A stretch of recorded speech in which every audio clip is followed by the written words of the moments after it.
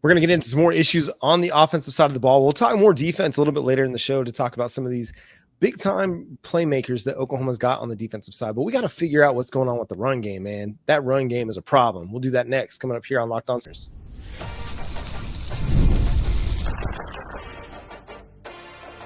You are Locked On Sooners, your daily podcast on the Oklahoma Sooners. Part of the Locked On Podcast Network, your team every day.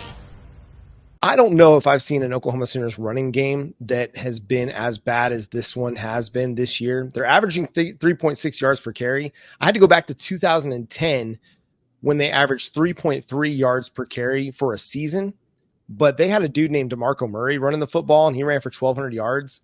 But Landry Jones was a bit of a statue back there in the pocket. So it's understandable maybe why that yards per carry number was a little bit low that season.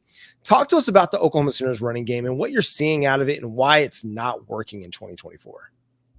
So the running backs themselves haven't helped. There are guys I like there. Obviously, Taylor Tatum's a guy that was super highly rated coming out of high school. I think he's got a bright future ahead of him. The one thing I'll say, though, and this is why we don't say running backs don't matter at PFF, but why you got to look at more than just running backs when you're evaluating run games.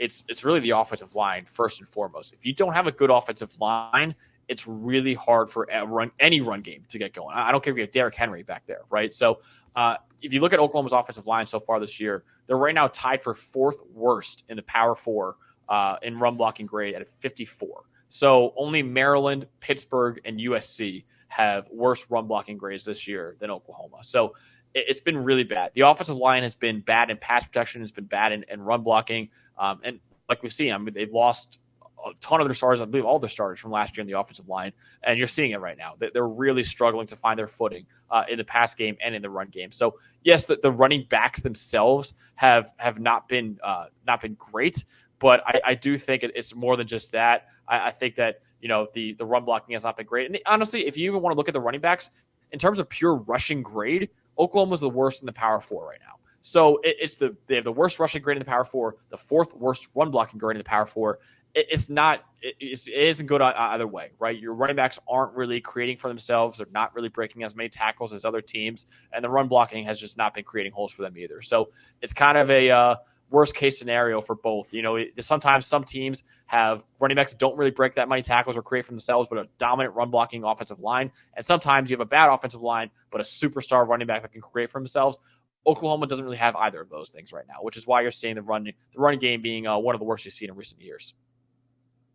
Ooh, that's just painful to hear. So, but on the pass blocking side, I mean, what's your thoughts on Oklahoma there? I know that Oklahoma's pretty low in comparison. It's just been flux on the offensive line just in general. But pass-wise, what are you all seeing there as far as the grade and how they kind of rank amongst others in the Power 5 and Power 4, I guess you could say?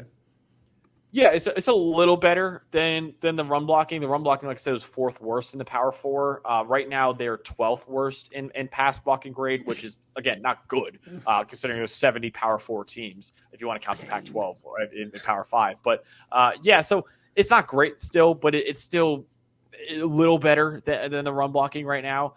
You look at them, and I think it's a little bit of brand new starters that are out there, and then it's just, I don't think they're handling stunts great. I don't think they're handling blitzes great. Like, it's just you could really tell. And I think with an offensive line more so than any other unit in football, it's about chemistry. And you could tell that these guys have not played with each other that much, because when you have an offensive line that is a veteran unit that's played with them a lot, they understand what each other's going to do out there, and you've got to perform really good as a unit. In a receiving core, you could have one superstar. It doesn't really matter how the other players perform for him.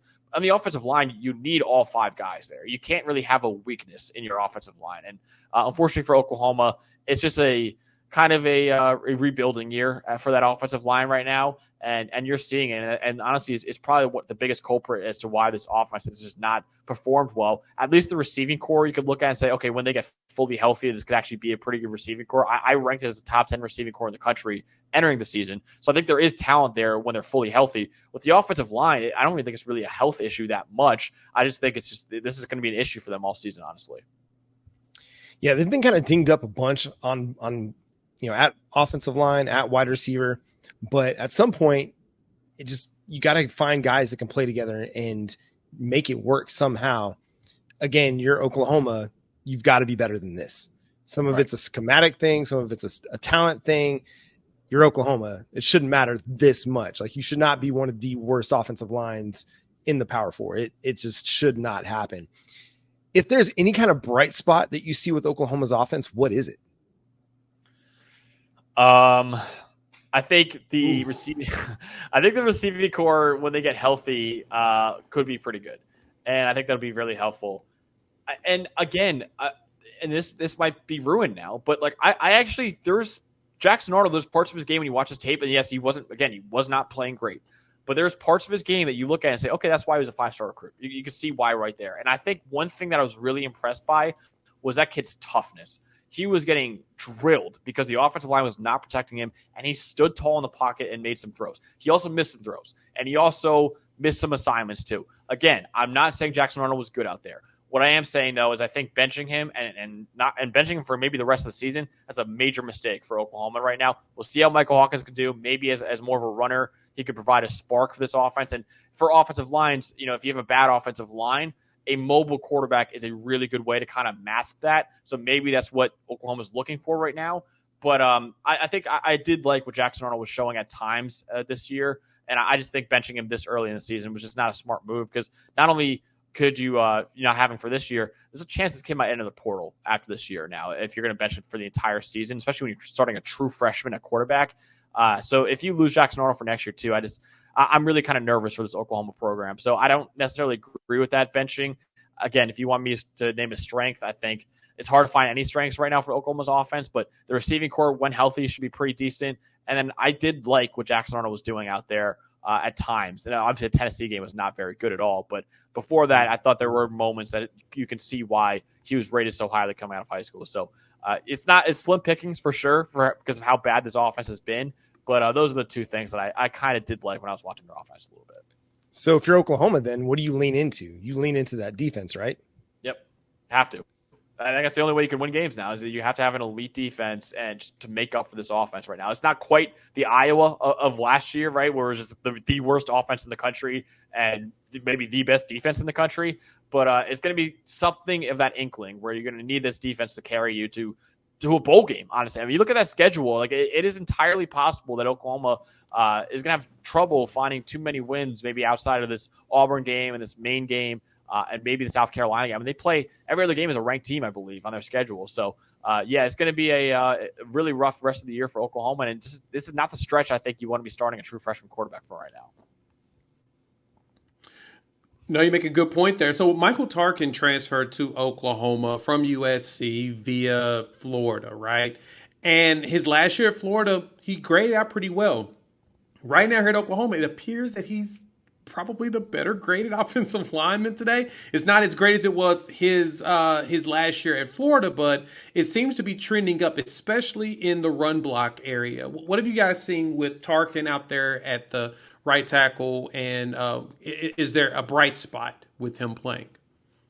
Yeah, I think this is a guy that obviously he played left tackle the first game, and then he kind of moved to right tackle since then. And I think he's been solid for them, and that's something you can't really say about most of Oklahoma's offensive line. Like, he actually had a really, really good game against Houston, especially pass protection wise in that game. And he's been a solid run blocker, I think, honestly. And he's a guy that I think could be a good player for them the rest of the season and could be a leader of this offensive line alongside Branson Hickman. Was a guy I loved entering the year. He obviously was hurt for a little bit too. So hopefully when he gets be fully healthy, that you can have a really, really good center in the middle of their offensive line. But I think Michael Tarkin's a guy that just look at the grading profile on zone runs. He's one of the best in the country. Right now he's on the 98th percentile for offensive tackles on zone runs this year. So he's been really good on zone runs. Hasn't been as good on gap runs, but he can get out there and move really, really well. He's a really, really good athlete too. So I like Michael Tarkin, and like I said, he's been one of the few okay players on that offensive line, decent players on that offensive line. And they're probably going to need him to step it up a little bit more to kind of mask some of the other players on this offensive line. Hey, at this point, I'll take okay. I just don't want bad. Like, just give me okay. Yeah. If I had 5 okay starters along the offensive line, I'd feel a whole lot better. That's all you need. Feeling like I've got 1 okay and 2 or 3 below average. It's a unit kind of coming together. Hopefully they find a stride here in the next few weeks before they have to play Texas on October 12th. Let's lean in more to the defense. Let's talk more about what has made them so special, the individual players that have done that, coming up next here on Locked On Sooners.